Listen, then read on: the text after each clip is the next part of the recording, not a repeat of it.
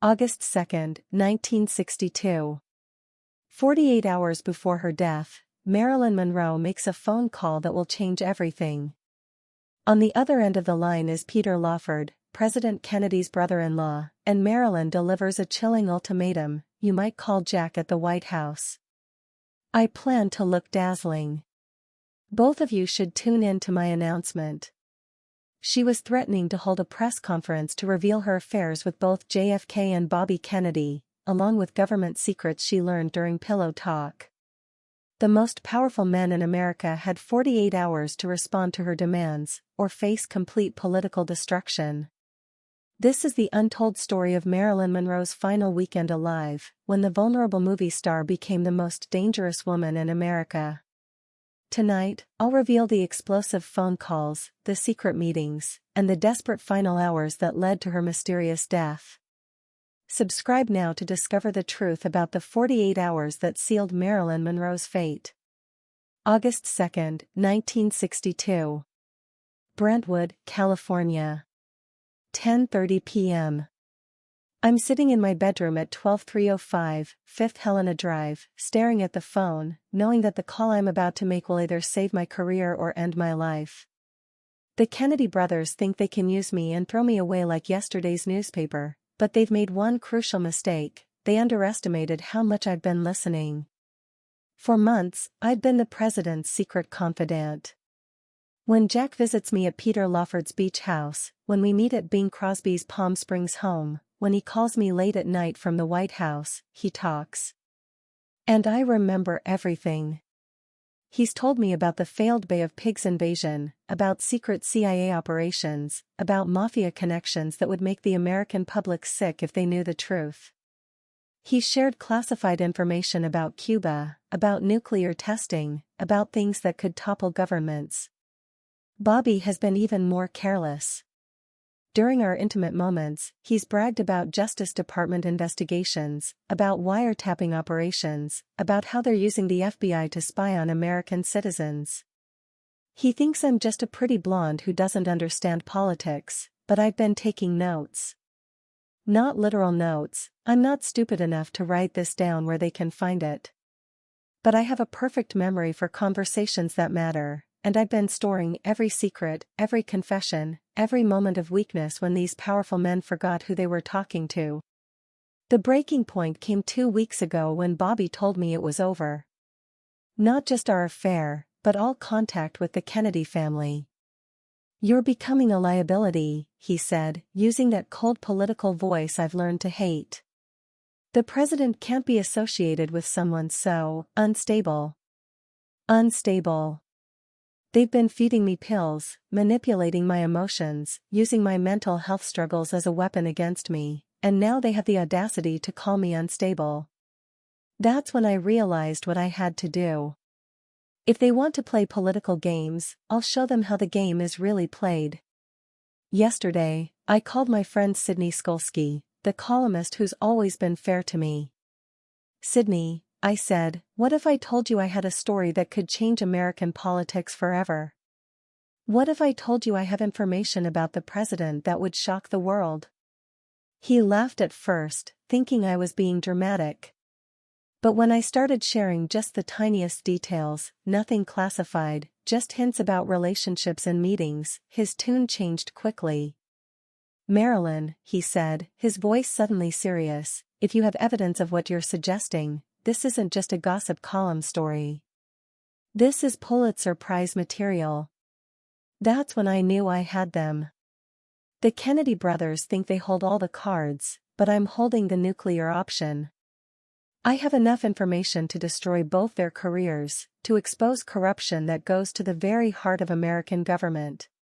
Tonight, I'm going to make the call that will force them to choose: treat me with the respect I deserve, or watch me destroy everything they've built. August 2, 1962. 10:45 p.m. Peter Lawford answers on the third ring, and I can hear the party sounds in the background: laughter, clinking glasses, the kind of casual Hollywood gathering where powerful people make decisions that affect millions of lives. "Marilyn?" His voice is cautious. He knows why I'm calling. Hello, Peter. I hope I'm not interrupting anything important. My voice is steady, controlled. I've practiced this conversation in my head a dozen times. Actually, this isn't a great time. It's never a great time for you Kennedy men when it comes to cleaning up your messes, is it? I interrupt. But this can't wait. I need you to deliver a message to Jack and Bobby. The background noise fades as Peter moves to a quieter room. I can practically hear his blood pressure rising. Marilyn, whatever you're thinking about doing. I'm thinking about finally telling the truth, Peter. The American people deserve to know what kind of men they've elected to lead them. There's a long pause. I know he's calculating, trying to figure out how much I know, how much damage I can do. What exactly are you talking about? He asks finally. I'm talking about a press conference, Peter. Monday morning, 11 a.m. I'm going to tell the world about my relationships with both Kennedy brothers. I'm going to share some very interesting pillow talk about Cuba, about the mafia, about operations that the American public definitely doesn't know about. You can't be serious. Oh, I'm deadly serious. You might want to call Jack at the White House. Tell him I plan to look absolutely dazzling. I've already contacted several reporters. The invitations are going out tomorrow. I can hear Peter's breathing getting heavier. Good. Let him panic. Marilyn, you don't understand what you're dealing with. These aren't Hollywood studio executives. These are dangerous men who think they can use women and throw them away when they become inconvenient. Yes, Peter, I understand exactly what I'm dealing with. The question is, do they understand what they're dealing with? I let that sink in for a moment before continuing. Here's what's going to happen. Bobby is going to come to my house tomorrow. He's going to sit down with me like a civilized human being, and we're going to negotiate. I want certain assurances about my career, about my safety, about my future. And if he doesn't come? Then Monday morning, I'm going to tell the world that the President of the United States shared classified information with his Hollywood mistress. I'm going to reveal that the Attorney General has been conducting illegal surveillance operations. I'm going to expose connections between the Kennedy administration and organized crime figures that would make even you blush, Peter. The silence on the other end stretches for nearly a minute. When Peter speaks again, his voice has changed completely. Marilyn, I need you to listen to me very carefully. You're playing a game you don't understand. These people, they have resources you can't imagine. Please, for your own safety, reconsider this. Is that a threat, Peter? It's friendly advice from someone who cares about you. How touching. Tell the boys they have until 6 p.m. tomorrow to respond. Otherwise, Monday's press conference is going to be very, very interesting. August 3, 1962. White House private residence. 2:30 a.m. 3 hours after my call to Peter, emergency lights are burning in the White House. Jack Kennedy sits across from his brother Bobby in the private family quarters, both men looking like they've aged a decade in a single night. I know this because Peter calls me back at 3 a.m. to tell me what happened. His voice is shaking. Marilyn, they're not playing games. Bobby flew back from San Francisco on a military jet. They've been in crisis meetings all night. Good, I say, though my own hands are trembling as I hold the phone. Maybe now they'll take me seriously. They're taking you seriously, all right. Too seriously. Jack wants to know exactly what you plan to say at this press conference. Tell him he'll find out Monday along with everyone else. Unless, of course, Bobby decides to visit me tomorrow like I requested. What I don't tell Peter is that I'm terrified. I've never been this scared in my life, but I can't back down now. They've pushed me too far, used me too completely, discarded me too callously. This is my only chance to take back some control. The next morning, I wake up to find cars parked across the street from my house. Men in suits reading newspapers, trying to look casual. My phone rings constantly, but now it's reporters calling. Word is already leaking that something big is happening. At noon, my publicist Patricia Newcomb arrives looking frantic. "Marilyn, what have you done?" "I'm getting calls from everywhere. The Kennedy people, the studio, reporters." "What's this about a press conference?" I pour myself a vodka even though it's barely afternoon. "It's about finally telling the truth, Pat. It's about making sure powerful men can't just use women and throw them away." "But the Kennedys." "Marilyn, you can't take on the President of the United States." "Watch me." At 4 p.m., exactly as I predicted, a black sedan pulls into my driveway. Bobby Kennedy steps out, alone except for a driver who stays in the car. He's wearing sunglasses despite the overcast sky, and his jaw is set in that grim line I've seen when he's prosecuting criminals. Mrs. Murray, my housekeeper, shows him into the living room where I'm waiting. I'd dressed carefully for this meeting, elegant but not seductive, powerful but not threatening. The white dress I've chosen makes me look like an angel, but I'm feeling more like an avenging fury. "Hello, Bobby," I say, not getting up from my chair. "Thank you for coming." He removes his sunglasses and I can see the exhaustion in his eyes, the stress of the past 14 hours. But there's something else there too. Something cold and calculating that makes my stomach clench. "Marilyn," he says, his voice carefully neutral. "We need to talk." "Yes, we do. Would you like some coffee? Or something stronger?" "This isn't a social call." "No, I suppose it isn't." "Let's get straight to business then." "I assume Jack sent you to negotiate?" "I'm here to reason with you. What you're threatening to do, it would be devastating. Not just to us, but to the country." August 3, 1962. Brentwood. 4:15 p.m. Bobby sits across from me in my living room, and for the first time since I've known him, he looks genuinely afraid.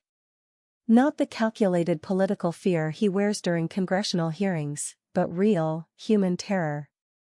"Marilyn, you have to understand the position you're putting us in," he begins, leaning forward with his hands clasped. "The things you're threatening to reveal, some of them involve national security. And some of them involve personal security, mine," I counter. "You and your brother decided I was disposable, Bobby. You cut me off like I never mattered, like our relationship was just some Hollywood fling you could walk away from. It was never supposed to be more than that." The honesty of his words hits me like a physical blow, but I refuse to let him see how much it hurts. "Well, congratulations. You got what you wanted. Now I'm getting what I want." "What exactly do you want, Marilyn?" I've prepared for this question. "I want my career back. The studio fired me because of pressure from your people. I want that pressure removed and I want a new film contract. I want public respect instead of being treated like some mentally unstable starlet. That can be arranged. I'm not finished. I also want acknowledgement of our relationships. Not the sexual details, but I want to be recognized as someone who mattered to both of you, not just dismissed as some Hollywood rumor." Bobby's face hardens. "That's impossible." "You know why. Because it would hurt your political careers?" "Good. Maybe you should have thought about that before you decided to play with my life." "Marilyn, be reasonable." "Reasonable?" My voice rises despite my efforts to stay calm. "Was it reasonable when you had me committed to that psychiatric hospital against my will?" Was it reasonable when your people started spreading rumors about my mental health to discredit me? We were trying to help you. You were trying to silence me. There's a difference.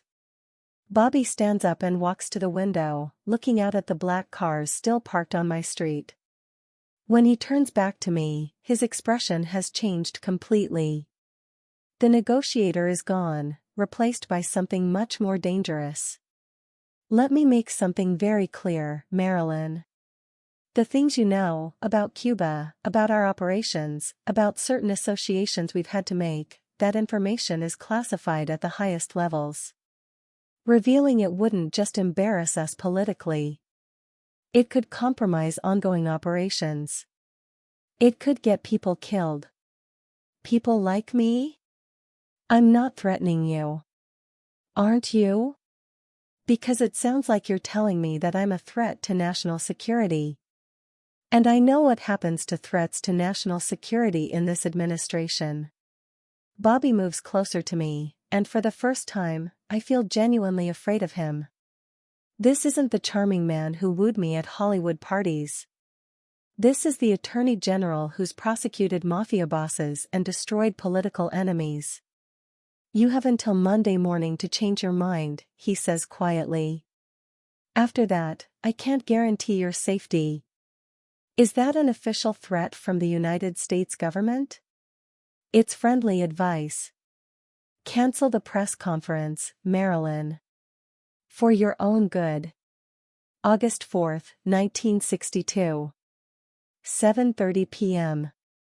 The sun is setting over Los Angeles, and I know this is the last sunset I'll ever see. Bobby left yesterday with a threat disguised as advice, and I've spent the last 27 hours in a strange state of limbo between terror and acceptance. This morning, I called my lawyer about changing my will. This afternoon, I met with photographer Lawrence Schiller about some Playboy photos, trying to maintain the illusion that I have a future to plan for. But every phone call feels like a goodbye, every conversation feels final. At 7:30, I make the call that will seal my fate. Peter Lawford answers immediately, like he's been waiting by the phone. Marilyn? Thank God. Please tell me you've changed your mind about Monday. I'm calling to confirm the press conference, Peter. 11 a.m. sharp. I've invited reporters from the Times, the Post, all the major networks. It's going to be standing room only. Jesus, Marilyn, you can't do this. After Bobby talked to you yesterday. Bobby threatened me yesterday. He told me I was a threat to national security. Well, if that's what I am, then that's what I'll be. My voice is steadier than I feel. Inside, I'm screaming with terror, but I refuse to let them hear my fear. Listen to me very carefully, Peter. This is what I'm going to tell them. I'm going to confirm my relationships with both Jack and Bobby. I'm going to share details about classified information they discussed with me during intimate moments. I'm going to reveal connections between the Kennedy administration and certain organized crime figures that would shock the American public. Marilyn, please. I'm going to tell them about the wiretapping operations, about the plans for Cuba that go way beyond what the public knows, about the deals your family has made with people who should be in prison instead of helping elect presidents. There's silence on the other end, and I know Peter is frantically taking notes, preparing to relay every word to his brother-in-law. And Peter? Tell Jack that I still have that watch he gave me back to Kenneth O'Donnell. The one inscribed with love as always from Marilyn. I think the reporters would be very interested in seeing that. You're signing your own death warrant, Peter whispers. Maybe. But at least I'll die telling the truth instead of living as their lie. I hang up and immediately call my hairdresser, Sydney Gilleroff. I need to talk to someone, anyone, who isn't part of this political nightmare. Sydney? It's Marilyn. I need to tell you something. Earlier today, Bobby Kennedy came to my house. He was threatening me, yelling at me. I think I think they're going to try to hurt me. What are you talking about, honey? If something happens to me, Sydney, I want you to know it wasn't suicide. I would never kill myself. I have too much to live for, too much truth to tell. I can hear the concern in Sydney's voice, but he doesn't understand the gravity of what I'm saying. No one does. At 10 p.m., I take the pills that Dr. Greenson has prescribed. But tonight, I don't take them to sleep. Present day, the evidence that emerged decades later. 50 years after Marilyn Monroe's death, the truth about her final 48 hours has finally begun to surface. What seemed like a tragic suicide in 1962 now appears to have been something far more sinister, the silencing of a woman who knew too much about the most powerful family in America. The phone call to Peter Lawford that threatened a Monday press conference wasn't the desperate act of an unstable actress. It was the calculated move of a woman who understood exactly how much leverage she possessed, and how dangerous that leverage had become. FBI files released decades later confirmed that Marilyn had been under surveillance for months before her death. Her phone was tapped, her house was bugged, and her movements were being monitored by intelligence agencies who considered her a threat to national security, not because of her politics, but because of her pillow talk with the president. Private investigator Fred Otash, who worked for the Kennedy family, later admitted that he had heard Marilyn's final phone call to Peter Lawford through wiretaps. According to his testimony, she said, "Say goodbye to Pat. Say goodbye to the president and say goodbye to yourself because you're a nice guy." These weren't the words of a woman planning suicide, they were the words of a woman who knew her time was up. The timeline of August 4, 1962, has been reconstructed through witness testimony that didn't emerge until years later. Multiple sources now confirm that Bobby Kennedy was in Los Angeles that day, despite official denials. He was seen entering Marilyn's Brentwood home in the afternoon, accompanied by men who weren't Secret Service. Dr. Ralph Greenson, Marilyn's psychiatrist, later admitted under pressure that he had been contacted by Kennedy operatives who convinced him that Marilyn was planning to harm national security. The psychiatric sessions in her final weeks weren't therapy, they were intelligence gathering, designed to assess how much she knew and how likely she was to reveal it. The autopsy revealed a fatal level of barbiturates in Marilyn's bloodstream, but no residue in her stomach. This suggested the drugs had been administered through injection or enema, methods that would require medical knowledge and assistance. The scene was staged to look like a suicide, complete with empty pill bottles placed strategically around her bed.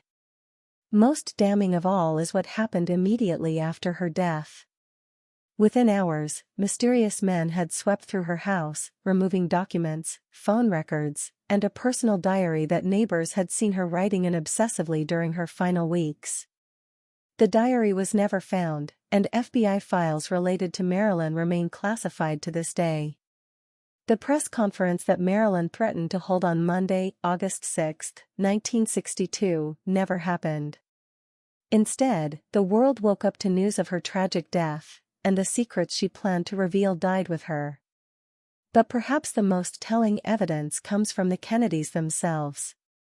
Within months of Marilyn's death, both Jack and Bobby would express private regrets about how she was treated.